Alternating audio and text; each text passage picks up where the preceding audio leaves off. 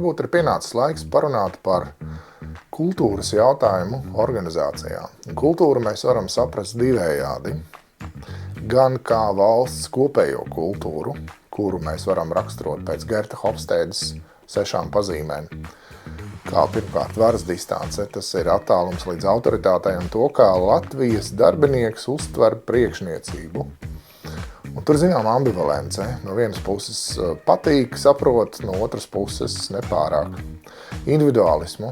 Jā, patiesi, mēs latvieši esam ļoti individuāla publika. Mums patīk būt savrupiem, mums patīk cienīt vienam otra individualitāti. Motivācija ir sasniegumiem, līdz ar to mums ir salīdzinoši zema.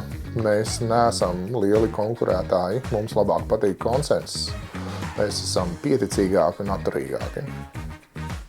Izvairīšanās no nenoteiktības kā 4. kritērijs raksturo Latvijas darbinieku kā tādu, kurš meklē noteikumus un struktūru un arī orientējas uz ilgtermiņa stratēģiju. Latvijas darbinieks ir drusciņi mazohists, viņam patīk smagi strādāt un viņš darbā baudu nemeklēs un arī brīvajā laikā, viņš nemēģinās pretnostastīt darbu brīvajam laikam, darbam tomēr prioritāte. Kāda tam visam jēga organizācijas kultūrā?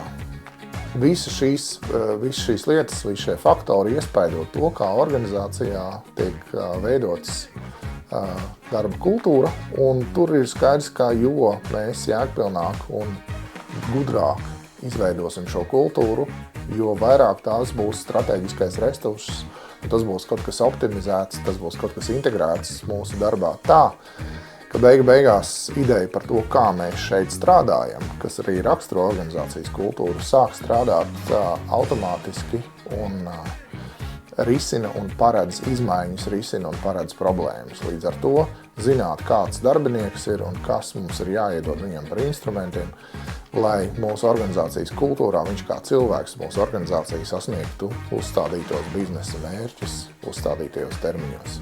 Pārunāsim to visu konferencē.